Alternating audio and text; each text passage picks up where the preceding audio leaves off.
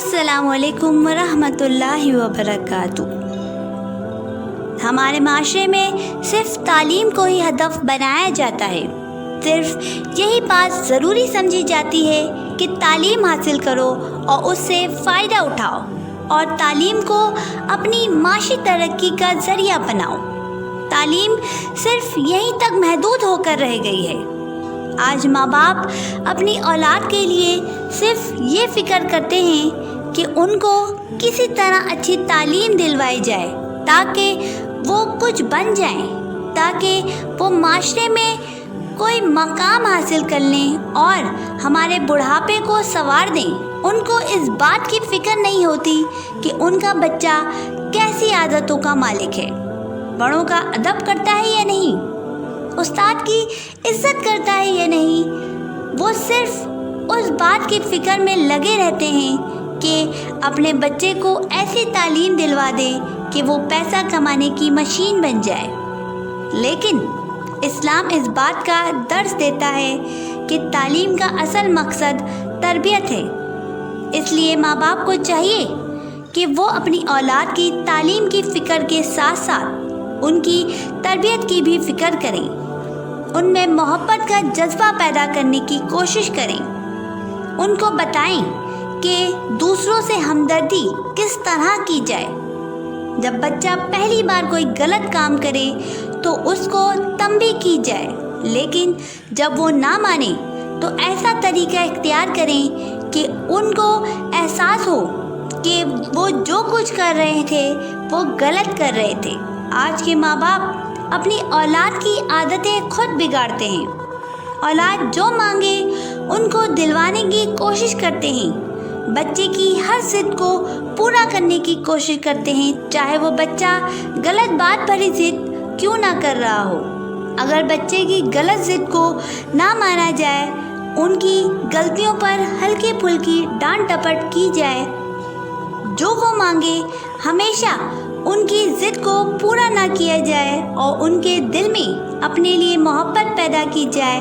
اگر آپ کی اولاد کو کوئی ڈانٹ دے، جیسے کہ ان کے استاد وغیرہ، تو ان کی طرفداری کرنے کے بجائے یہ دیکھا جائے کہ ہمارے بچے کی غلطی ہے یا نہیں۔ اگر آپ کے بچے کی غلطی ہے تو اس کو سمجھایا جائے،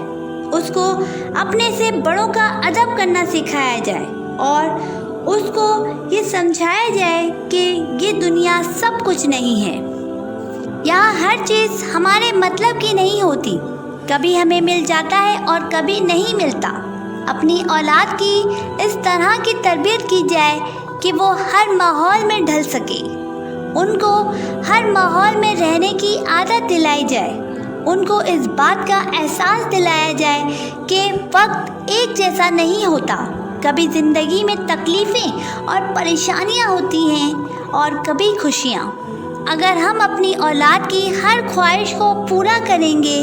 چاہے وہ جائز ہی کیوں نہ ہو، اور آپ اس کی خواہش پورا کرنے کے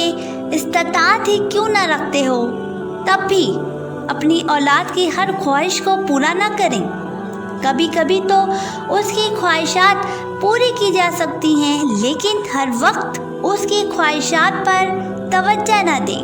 کیونکہ اولاد کی ہر خواہش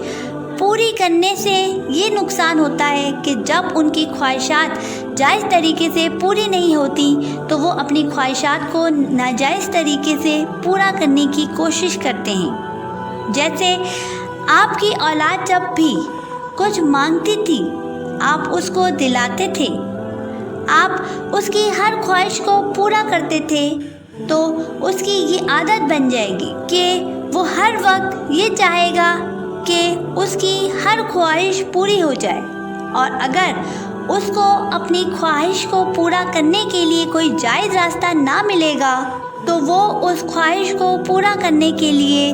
چور ڈاکو تک بن جائے گا۔ اگر آپ نے اپنی اولاد کی اس طرح کی تربیت کی ہوگی کہ وہ ہر حالات کو برداشت کرنے کی طاقت رکھیں گے، اس کو اپنی خواہشات پر کنٹرول ہوگا، تو وہ اپنی خواہشات کو پورا کرنے کے لیے کبھی بھی غلط راستہ اختیار نہیں کریں گے اور یہی اولادیں آگے چل کر معاشرے کے بہترین افراد بنیں گے اور دوسروں کی عزت کرنے کے ساتھ ساتھ آپ کی بھی عزت کریں گے، بڑھاپے میں آپ کا سہارا بنیں گے، اپنی خواہشات سے پہلے آپ کی خواہشات کو ترجیح دیں گے، آپ کا حکم ان کے لیے پتھر کی لکیر کی طرح ہوگا، ان کی خواہشات آپ سے جڑی ہوں گی، لیکن اگر آپ اپنی اولاد کی اچھی تربیت نہیں کرتے، صرف ان کی تعلیم کی طرف توجہ دیتے ہیں، تو ایسی اولادیں آپ کے بڑھاپے میں آپ کا کبھی بھی احساس نہیں کرے گی، یورپین کلچر کی طرح آپ کو اولڈ ہاؤس میں بھیج دیں گے۔ جیسے آج یورپ کے لوگ تعلیم یافتہ تو ہو گئے ہیں، لیکن تربیت کا ورڈ ان کے معاشرے کی ڈکشنری میں موجود ہی نہیں ہے۔